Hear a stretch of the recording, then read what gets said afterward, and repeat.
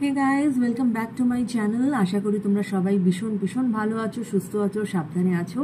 যারা যেখান থেকেই আমার এই ভিডিওটি দেখছো সবাই খুব আনন্দে আছো। তো আজকে যে রাশির ব্যাপারে আমি গাইডেন্স দেওয়ার চেষ্টা করব সেই রাশিটি হচ্ছে স্করপিও বা বৃশ্চিক, বাংলায় বৃশ্চিক। তো চলো তাহলে দেরি না করে রিডিংটা শুরু করা যাক বন্ধুরা, কেমন? আর যদি চ্যানেলটাকে ভালো লেগে থাকে বন্ধুরা, অবশ্যই চ্যানেলটাকে একটু সাবস্ক্রাইব করুন। চ্যানেলটা ভীষণ ভীষণ নতুন একটি চ্যানেল, তোমাদের এই হেল্প আমার ভীষণ ভীষণ প্রয়োজনীয়, রাইট? চলো,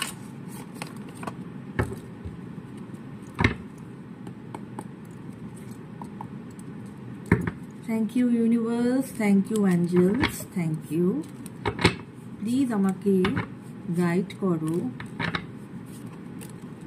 স্করপিও বা যারা বৃশ্চিক রাশি তাদের এই বছর 2025 কেরম যেতে চলেছে। Please give me the guidance for scorpions or বৃশ্চিক রাশি।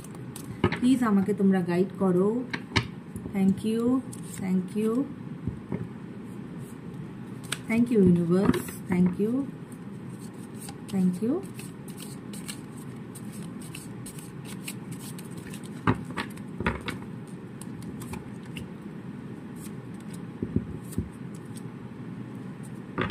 Thank you, universe.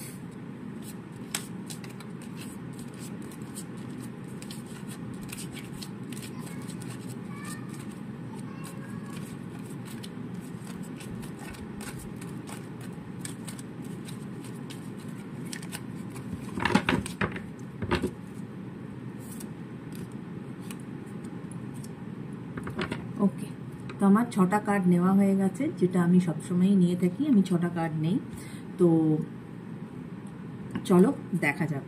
Okay, so প্রথমে যেটা দেখবো সেটা হচ্ছে bottom of the deck. Bottom of the deck for the scorpions যারা, তাদের এসেছে হচ্ছে 7 অফ ওয়ান্ডস। ওকে, এখান থেকে তো বোঝাই যাচ্ছে 7 অফ ওয়ান্ডস থেকে, এখনো আমি অন্যান্য কার্ড তো দেখিনি। 7 অফ ওয়ান্ডস থেকে যেটা বোঝা যাচ্ছে যে তোমরা কিন্তু তোমাদের ভাবনা চিন্তায় একটা স্ট্যান্ড নিয়েছো, যে তোমরা বুঝে গেছো যে এখন তোমাদের জন্য কোনটা ঠিক আর কোনটা বেঠিক।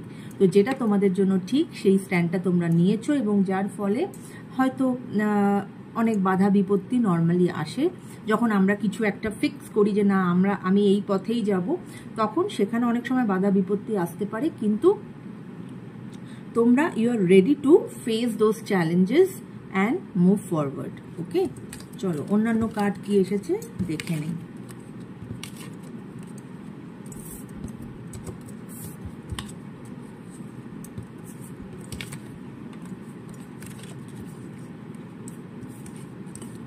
ওকে,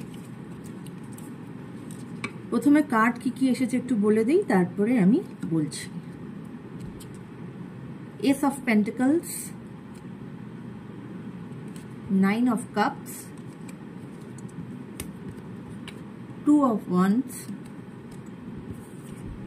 10 অফ কাপস,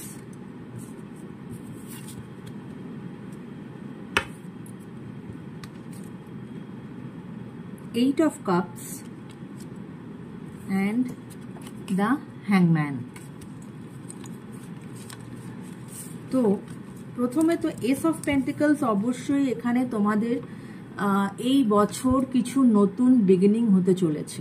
হ্যাঁ, either in your career or in your relationship or টাকা পয়সার দিক থেকে। হ্যাঁ, কিছু তো একটা নতুন বিজনেস তোমরা হয়তো চালু করতে পারো, কেউ নতুন চাকরি পেতে পারে যেখানে হয়তো তার মানিটারির দিক থেকে তাদের একটা ভালো ডেভেলপমেন্ট হবে, রাইট? এবার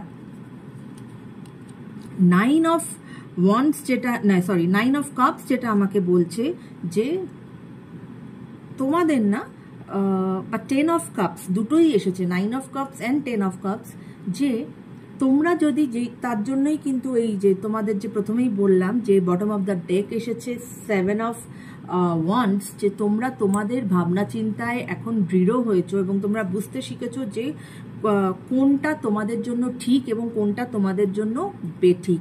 তো সেই ভাবনা চিন্তায় যখন মানুষ তার নিজের মানে কি বলবো, নিজের জন্য কোনটা ভালো যখন সেটা সে বুঝতে পারে, তখন কিন্তু সে জীবনে ফ্লারিশ করে। তো এখানেও এটাই বলছে, অন্যান্য কার্ডস যেটা এসেছে সেটা কিন্তু এটাই বলছে যে এটা তো একটা ভীষণ পজিটিভ কার্ড, হ্যাঁ, যে তোমার এটা ফ্যামিলির কার্ড বলে, হোয়াট এভার, এটা মানে তোমার যে কোনো কিছুতে তোমার যা জীবনের গোল থাকুক না কেন, তুমি কিন্তু সেটাতে ফুলফিলমেন্ট করবে বা তুমি কিন্তু সাকসিড করবে, হ্যাঁ।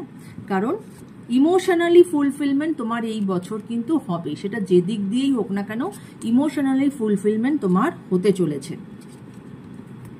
কিন্তু 2 of Wands এর কার্ড এসেছে বন্ধুরা।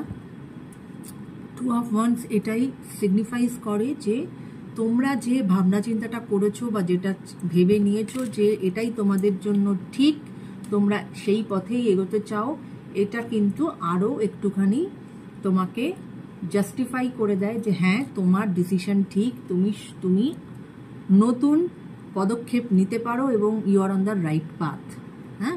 এবং তোমার মধ্যে সমস্ত কিছু আছে, তোমার মধ্যে যেটা দরকার একটা নতুন কিছু একটা জীবনে শুরু করার জন্য, সেই সমস্ত কিছু রিসোর্সেস তোমাদের মধ্যে আছে।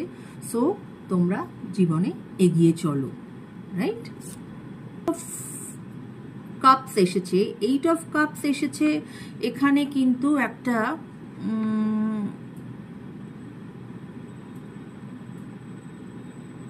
মানে তোমার জীবনে সবকিছু আছে কিন্তু না একটা প্রবণতা আছে, সবকিছু থাকা সত্ত্বেও তোমার না একটা ছেড়ে চলে যাওয়ার প্রবণতা আছে, ছেড়ে চলে যাওয়ার প্রবণতা আছে।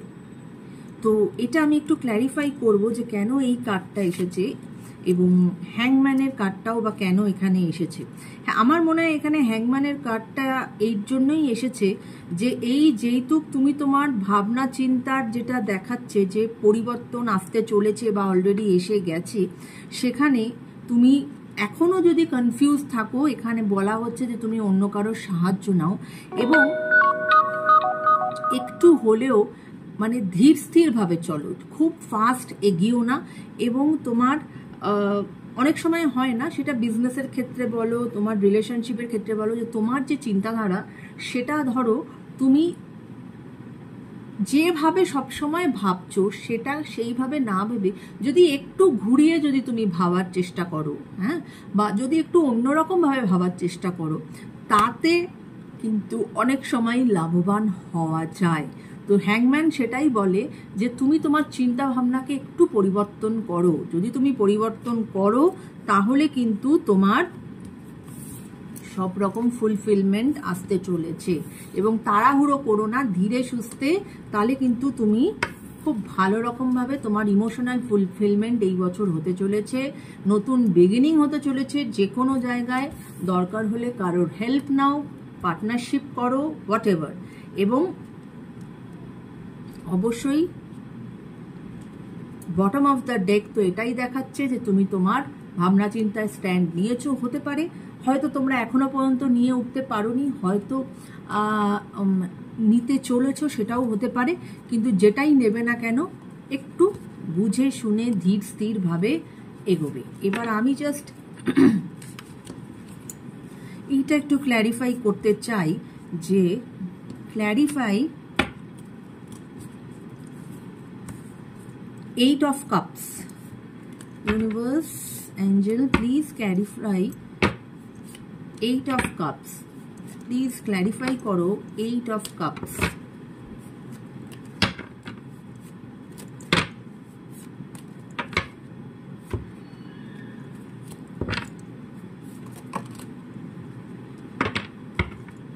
Okay. 8 of Cups K clarify করছে টেম্পারেন্স। ওকে, টেম্পারেন্সের কার্ড এসেছে এখানে। কিন্তু আমার যেটা মনে হচ্ছে যে তোমার কিন্তু জীবনে ব্যালেন্সের অভাব আছে। তোমার কোথাও না কোথাও একটু ব্যালেন্সের অভাব আছে, এবং সেই ব্যালেন্সের অভাব কিন্তু তোমার সমস্ত কিছু থাকা সত্ত্বেও তোমার মনে হয় যে তোমার জীবনে হয়তো কিছুই নেই, এবং তুমি যেটা আছে সেটাকে ইম্পর্টেন্স না দিয়ে তুমি না হঠাৎ করে ছেড়ে চলে যাওয়ার তোমার মধ্যে একটা প্রবণতা থাকে, তুমি ছেড়ে হঠাৎ করে চলে যাও।